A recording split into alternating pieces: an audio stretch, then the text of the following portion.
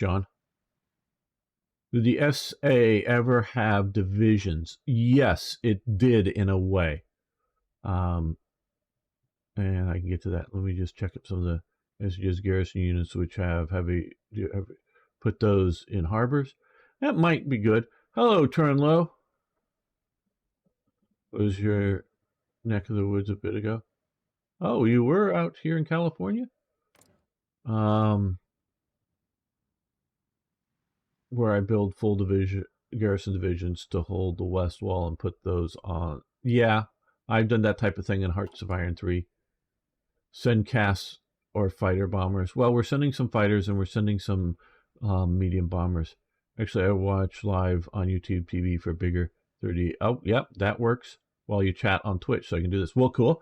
That's fine. You can do that, and that actually gives me two watches, one on each service. Great, that helps. Okay, so we're sending that down. We're sending Guderian down there. What did I want to address? Stuka is good. SA divisions. Okay.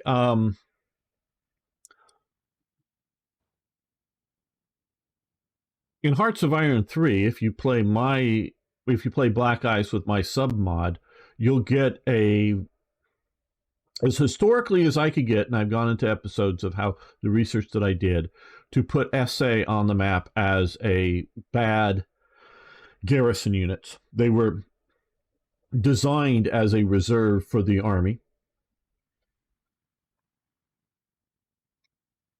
There's a long history of that.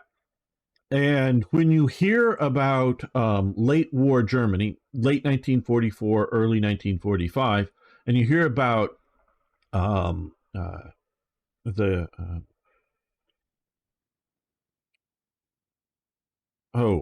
do I always blank on the Volkssturm, the People's Army, and Volksgrenadiers, but Volkssturm, that is largely the SA. Okay, I mean that's heavily the SA. There's also all kinds of other people there too in it, but it just everybody sort of moved into that. So that is sort of that. But also before that, there's the Field Herrenhalle Division. It starts out as a regiment and then goes on. That is largely recruited. No, there's millions. By 1939, there's millions, multiple millions of SA men just drafted in and dispersed about the army, okay? Just sort of everywhere in the army. Hitler likes that because he believes that the army will be more loyal with the ideologically loyal SA men inside the army. That's a big deal to Hitler. But sort of late war, there's a drive to recruit and train up what eventually sort of becomes actually sort of a core of several divisions, the Field Herrenhalle division, that is largely made up of SA men recruited into that. So that I would sort of say they're wearing army uniforms, but they have a special cuff title. I think that's about it. That's really, on the uniform that's different than regular, but they have a special cuff title, and it is sort of promoted as being the SA. Look at how great the SA is in the army. There are also a bunch of SA. The SA in the Sudetenland is trained up very heavily on weapons and in tactics because it was meant to sort of be a guerrilla army to spark incidents with the Czechs so that then the German army can come in and protect the Germans from, bad Czech government. Well, at least one sort of standartan of them is well equipped and is used as a frontline combat unit in the invasion of Poland. And there's a whole book written on that way back in in 1940 or whatever in German. promoting that up. So there's that one sort of incident. That's sort of about it. It's not big, like you have the SS in the military. How do you think building up phase in Hoi 4 BICE? Well, they're doing a pretty good job. Like I say, I've only made it to just the start of 39 and another sort of test playthrough. So we're still going through this.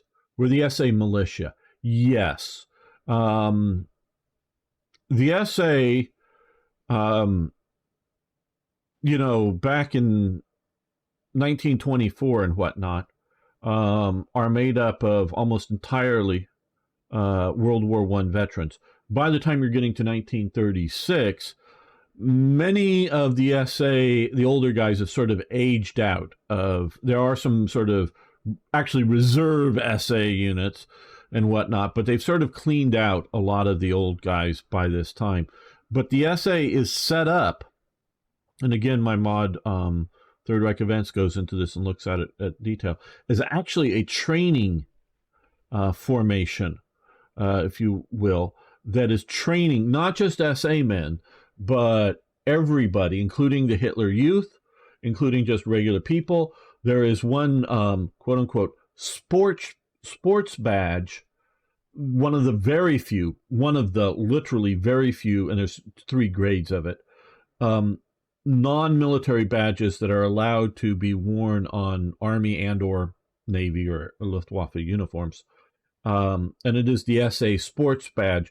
But the sports are like marching, long marches across the country, doing that in a certain amount of time,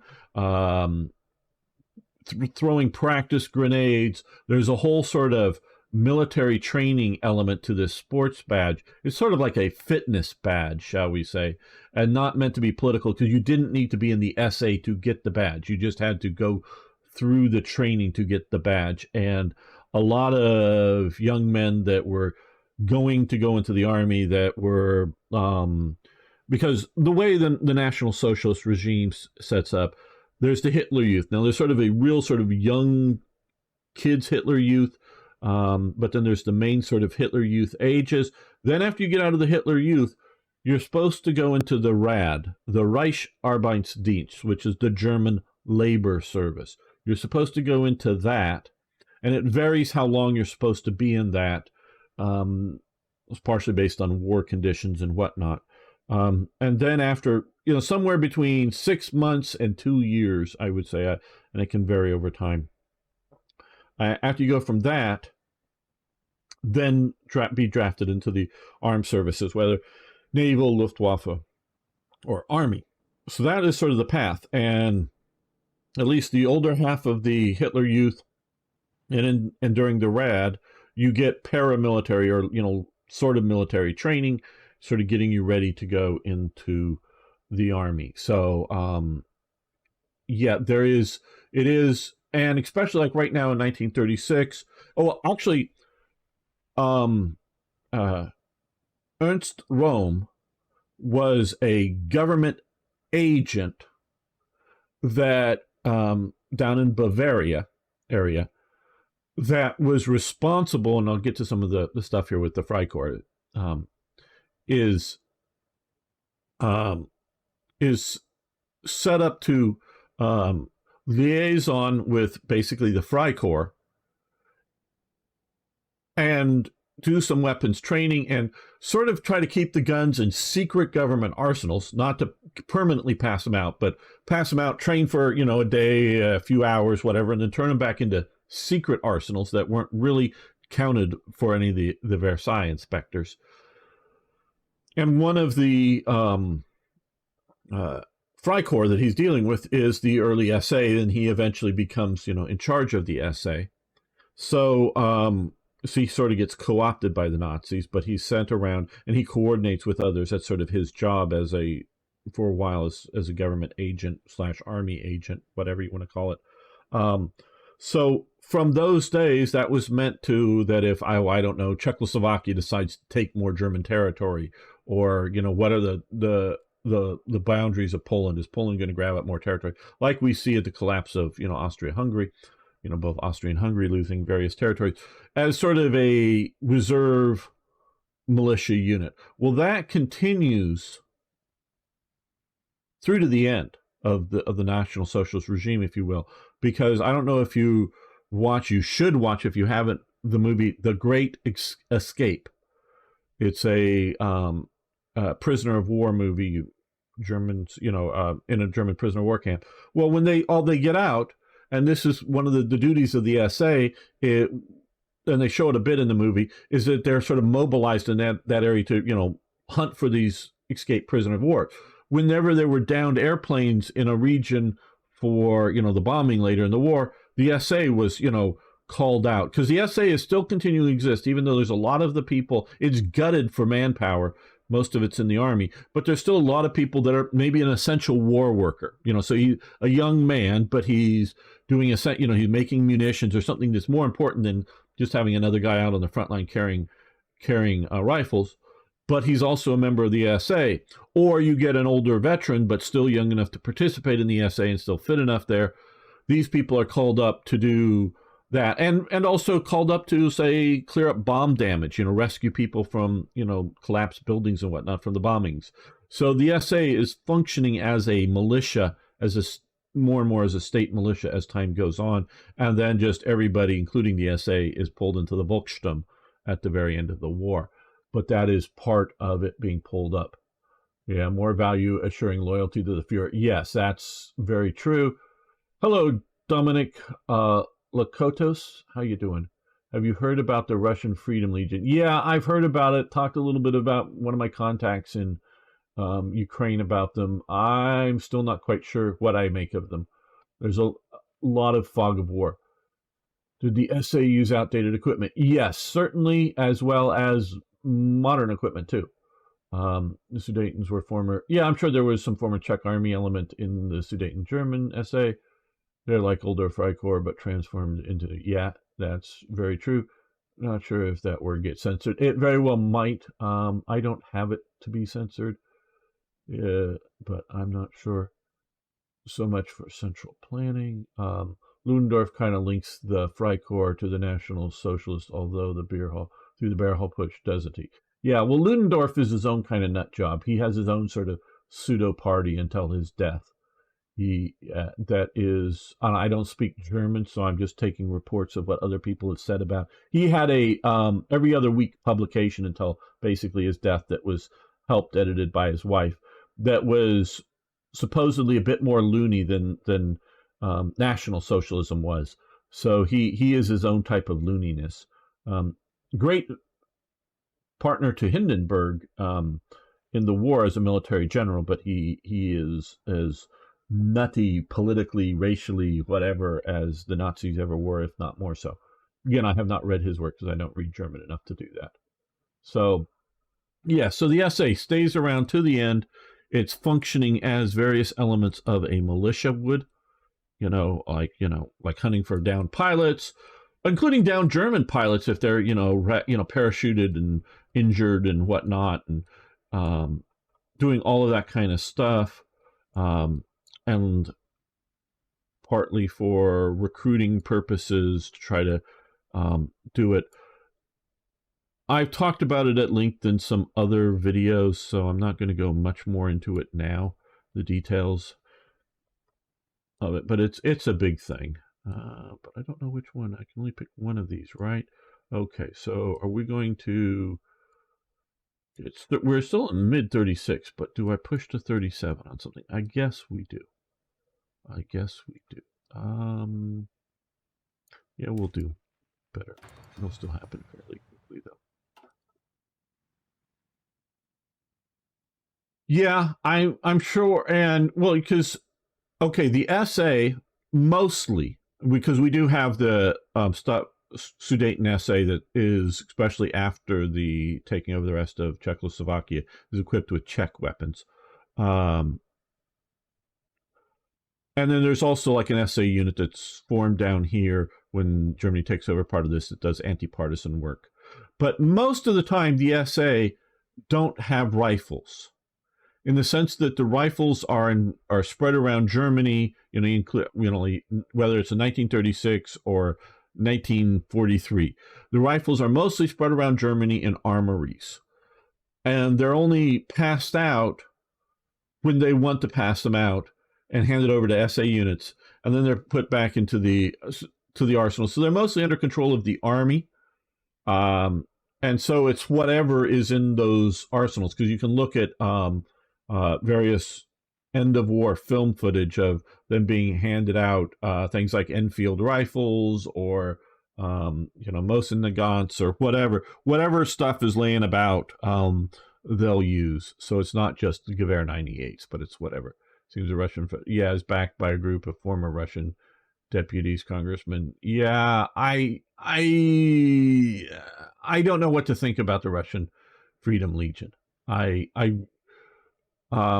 Yeah, we'll do BF 110s eventually, Pickle.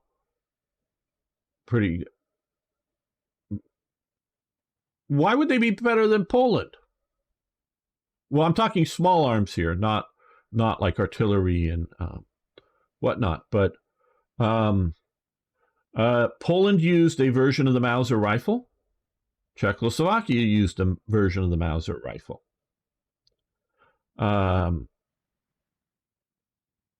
Czechoslovakia, as a light machine gun, used the ZB-26. Very good light machine gun. An updated version becomes the Bren gun. Bren is a short contraction of Bruno and Enfield together to get Bren. So it's just a 303 upgrade of, minor updating of the ZB-26. The Poles used a version of the Browning automatic rifle as their light machine gun. Now, I could probably argue that the ZB-26 is a little better than the BAR as a light machine gun, but the Polish version is very good. Their medium machine gun, the Poles, use a water-cooled version of the Browning machine gun. I don't know if it's more like the 1917, which is the American one with the water jacket, or the 1919 is the American Browning machine gun without the water jacket, but they have different internals inside of them between the 1917 and 1919. I don't know if the Polish, I just don't know enough about the Polish version, if the Polish version is a 1919 but with a water jacket, or whether it's more like the 1917. And there's minor differences, and I don't know enough about the details. And I would argue that's better, and I forget the actual designation of the larger ZB machine gun that's a medium machine gun on a tripod that the Czechs use, which is a rather good one, but I would say the Colt or the Colt/Browning machine gun is better. So, yeah,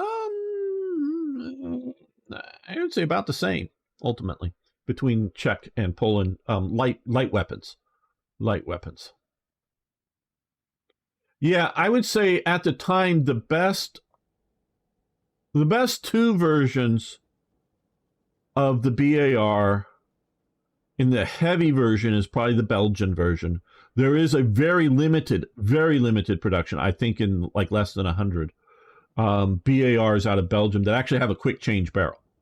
They actually do that before World War II, but it's, I think, very limited production. And that's sort of a heavy version with a pistol grip, heavy bipod, fairly heavy version, or the Colt Monitor, which is a BAR. Recently saw a recent YouTube video of it, the Colt Monitor being fired from the shoulder, and it has a big old cuts compensator on the muzzle brake. It's heavy, but it's effective, and they were shoulder firing the Colt Monitor is that version of the BAR, and then on this guy, and it looked very easy to keep it on target, not have it climb, and look like staying on target. So between those two, the Belgian and and which is not the version that one of the worst BARs of version is the version that the American Army decides to pick and use for World War II. That sort of brings people's estimation of the BAR down, because instead of like the early one, the ones that Browning does early on meant to be a semi-automatic or an automatic rifle, not meant to be a machine gun. It's meant to be a rifle that's either, it has a selector that goes from safe, I don't forget the exact order, but safe, semi-auto, and full auto, where the American World War II one has a safe, slow fire, fast fire. So even when you want to just maybe you can with practice you can just touch off one round, but you got to concentrate to do that. So the and a few other design choices on the World War II American Browning is sort of some of the worst choices of the BAR to be made. So yeah, and they did. Now, of course, Germany. Very thankfully for the German perspective, Poland, uh, Czechoslovakia, and Belgium all use the German caliber. So all of the BARs that they capture from either Poland or Belgium are in the German caliber, from the military ones that they get a hold of, and all their machine guns and all their rifles are of the German caliber. So all that stuff can just be used in German equipment without much changing. In fact, neither deserve what they got. Oh well, yeah. I'm not saying anybody deserves being conquered by the Nazis. Poland had domestic production of anti-tank rifles. Yeah, and I think that the Czechs, not. I think they did too. I'm not up on all the anti-tank rifles. Yeah, the Belgians got some of the best Browning design small arms before World War II. Absolutely. Polish main machine gun. Yeah, it has definitely the water cooled barrel of the 1917, but I don't know if internally they're the same. And would have to reread. There's some controversy about um, uh, Poland and the Browning guns. One of them they got the license for, and I forget whether it was the Browning or the BAR, or the machine gun, and the other one they didn't. They just ripped off and used without a license. And especially the one that they ripped off is a bit more of a reverse engineered, so it's not maybe 100%. Okay. Industrial support for the nationals. Yeah, we'll give up a factory. We get for 100 days. They get an off-map factory for them. Economic support for the nationalist popularity factors. Add off okay, that'll cost us another civilian factory, but I think we want to do this, so let's do both of those. Yeah, I know the Czechs Czechs made I don't know. I just honestly don't know if Poland made their own artillery. I know the Skoda was definitely, and Skoda was the main heavy gun manufacturer for the Austro-Hungarian Empire, and of course it ends up in Czechoslovakia. So the Czechs are making heavy artillery, anti-tank guns, regular artillery pieces, mountain artillery. They've got manufacturing capabilities for all of that, and they're exporting a lot of it as well as using it for themselves. I just don't know because Poland was making its own tanks, but I'm not even sure if the engines. I'm not sure. Now you can in a workshop turn out slowly one engine at a time. It's mass production that gets hard to do with engines. So I'm not even sure if they're importing engines, because it's one thing to either rivet together or weld together plates to make the whole of the tank, and I think they're making their own tank guns, but I'm just not quite sure on I don't know. I know a shit ton about World War II, but I know that there's 10 times more to know about World War II than I know about World War II. And you guys probably know a bunch of things I don't know about World War II, and there's a whole lot of stuff like that. I know a lot, but there's a whole lot more to know, and I know enough to know that I don't know it all. So, yeah, there's just a lot of details out there that I just can't always do checks. Okay, didn't Poland use Lewis machine guns? Aren't asked. I think only as leftover World War I surplus that gets spread around as anti-Bolshevik measures. I don't think they really properly adopted or manufactured any. I don't think so. Actually got Guderian's Panzer book from Tank Museum. Yes. Oh yes.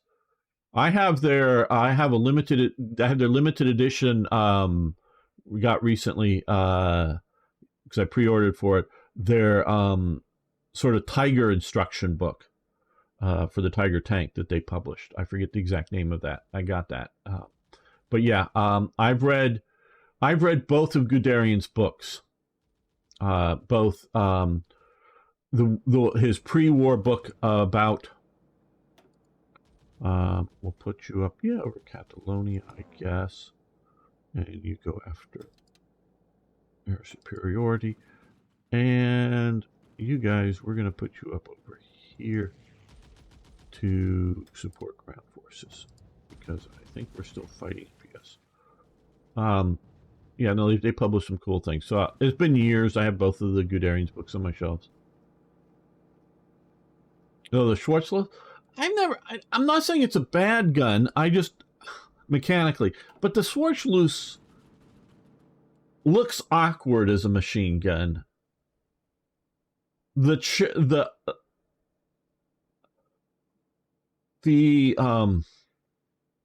Austrians continue to use it, but I think I don't know, mostly out of surplus supplies from World War One, left over. But outside of Austria-Hungary, nobody adopts it, so I'm not. Yeah. I have sort of a low opinion of it just based on that. That nobody really wanted to buy it, as an export. They're not like a lot of guns, like the Madsen gun, which stays in production until the 60s or something.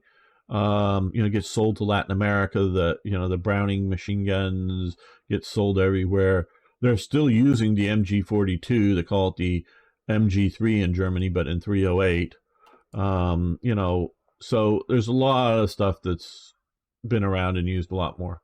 I mean, it can be a favorite, not necessarily be good, just because it's different and interesting. My favorite machine gun design in general, really. It's just a lot of fun. Would totally try making a modern version of the had a gun making company just for my own amusement. Yeah, okay. Recently found out that the Panzer III at a point had a short barreled 75. Yes, the Panzer IIIN Pickle. I love that little tank in War Thunder when I play it. Check it out tomorrow. I'll probably play it some tomorrow. The Tiger Fable full of cartoons. Yes. Hello, Lieutenant Luigi 25. Yes, it is. And this is sort of an English translation of it. It's a really cool book. And it's meant to be was it Sally or whatever? I forget. Like the U.S. printed a comic book to how to train soldiers how to use the M16 when it first come out. They often use sort of, pictures and sort of comic book kind of things for soldiers' training manuals to try to interest them into reading. And that's sort of what it is for the Tiger Fibble. Yes, and it has that. Hello.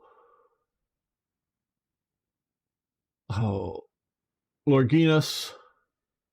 Main new artillery dedicated factory was finished in 1938 in Stolawola, and it was producing various guns, but short time because the Germans take them over and they used it insensitively for production of the 88. Okay, very interesting.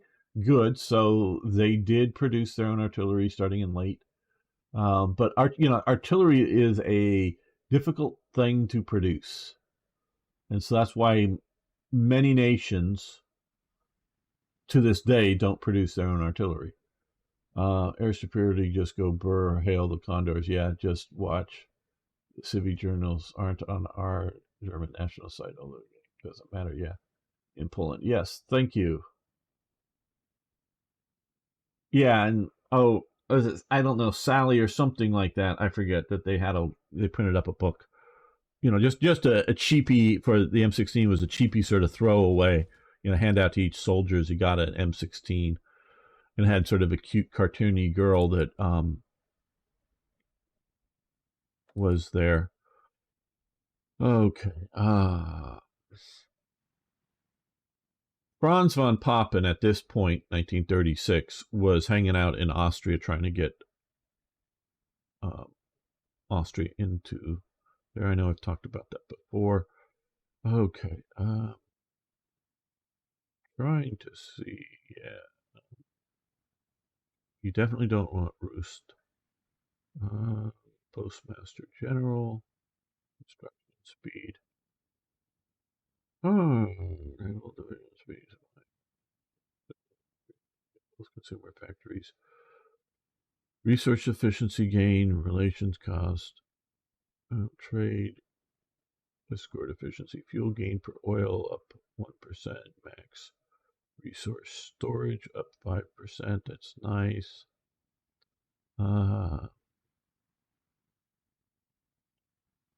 Okay. Production efficiency, ability.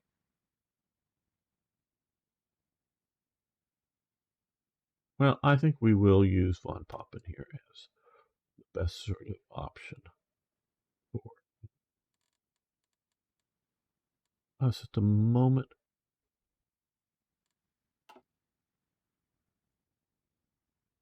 Reminds me when the U.S. government revamped its aesthetics in the early 70s under Nixon. Nixon, man, he did so much stuff. Oh, yes, Nixon had that one sort of,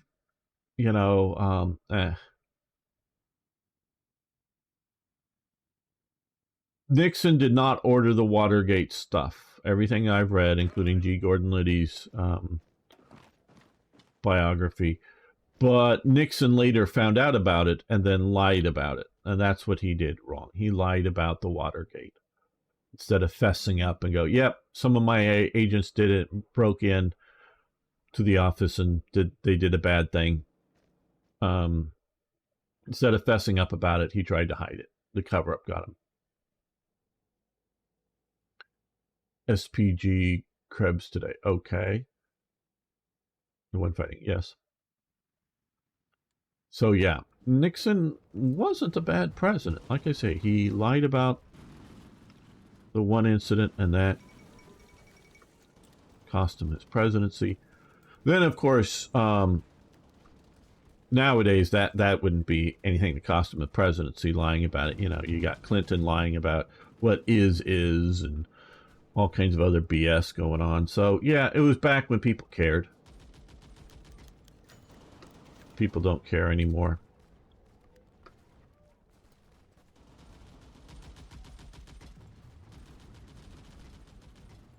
Just you use yeah, and well, he got caught. I'm not excusing what he did. He got caught is what becomes the problem. Okay, so we sent a bunch of equipment, support equipment, light artillery, and some infantry tanks to Poland. Very good.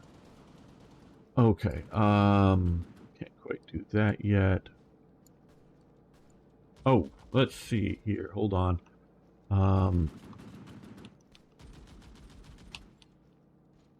Let's see, is it still here? Or do I have to reopen it?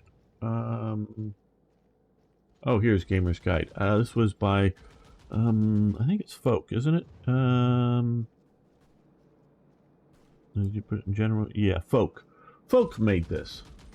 Folk. Okay, so what year? He made a guide for me to go through the national focuses. So it is August 9th, 1936. So let's, and it's posted. Anybody can download this PDF in the Discord server. Okay. August. Okay, support national. August plan is what he says. Free military factories. Okay. Well, Hitler's speech is what he thinks after that. So what he is suggesting is here. There we go. 32 days. 32 days. We already have that. 56 civilian factories. Okay. Now he put a lot of time and effort in this, but I'm going to go with a different route, and I'll explain why.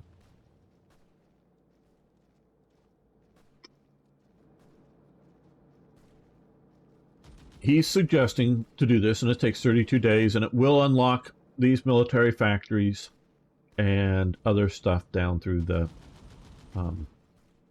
tree, and that is very good. But what this will do will give us 2 civilian factories and other benefits, and unlock some of these other things here, other national focuses. Why is this better? And because this is 32. Well, quite honestly, with only 2 divisions fighting, I don't need a lot of equipment. If it will, focus the artillery that we need, the, light artillery that we need, the horse transport that we need to keep the 2 divisions working, I can suffer through under-equipped infantry divisions with not enough horses and wagons for them. Okay, I can suffer through that because I'm not actively fighting. But what I am doing is actively building factories.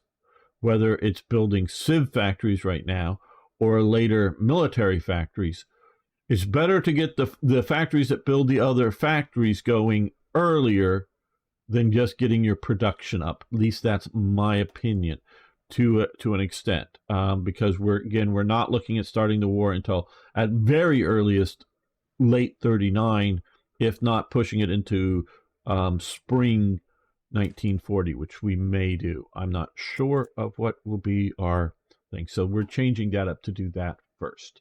So I'm saying that is of a higher priority to get done. Anyway, back to the game. What's the naval plan going to be? Avoidance of major naval battles. Try to do what we can without that. I doubt capital ship focus, but surface raiding or more U-boats. Once we get through this production of, well, some of these are barely produced, but a lot of them here are enough produced that I'm just going to go through these, get all of these done, including that, and then switch everything up, what's left over to U-boat production, and maybe some factories over, naval factories over into convoys, just to make sure we don't go. Did artillery have muzzle brakes in the 1930s?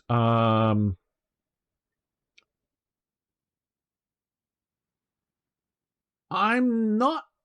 Well, yeah. I mean, if you're talking anti-tank artillery, which is a type of artillery, anti-tank guns, not anti-tank rifles, they definitely had muzzle brakes. I'm thinking of the Czech 37 and the Czech 47, which is sort of the stronger, better millimeter anti-tank guns. They had muzzle brakes on it. I remember from photos and pre-war stuff. Now you got to realize muzzle brakes for the crew are not necessarily a good thing, because if you're sort of standing near the gun when it goes off, depending on the design of the muzzle brake, it can put more of the blast and sound and other effects back on the gun crew. So, and I know most heavy artillery today, most, there's, I mean, it varies. Yeah. And I guess the 25 pounder had a muzzle brake on it, didn't it? That was at least late 30s. I don't know when the 25 pounder, the British sort of multi-purpose artillery piece, had a muzzle brake, I believe. So yeah, they were around in that time. It was a new update on Black Ice. So this is Black Ice on the newest, not beta version, but the newest standard version of Hoi 4. And this is recently released. I think, not this week that's just ending, but last week, like Thursday of last week, there is when this was released as the standard version. And money in Hoi 3 more than civilian military. Yeah, money is a medium of exchange that is sort of lost here on this game. I would agree with that. You kind of sell weapons for exchanging in of factories and whatnot, but still it's not quite the same thing. Okay. South Africa rejects suggestions. Okay, whatever.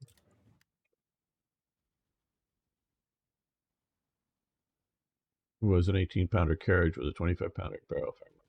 Yeah, I know of the 25-pounder, but I don't know the details, shall we say, of the 25-pounder. Okay, so we've got that. we have, because I'm trying to research efficiently here of the 2 slots that we can. Okay, the next thing would be just a, let's do this. It's the next best thing. Get that done. Production, yes, we can produce updated vehicles. But right now, I'm just going to keep my efficiency up and continue to produce these vehicles until we get the Kuba wagon and then just switch over. Waiting for my to get here. I know you guys were, hopefully this is interesting to both the people live and watching later. We're chatting about things. Okay. All right, now,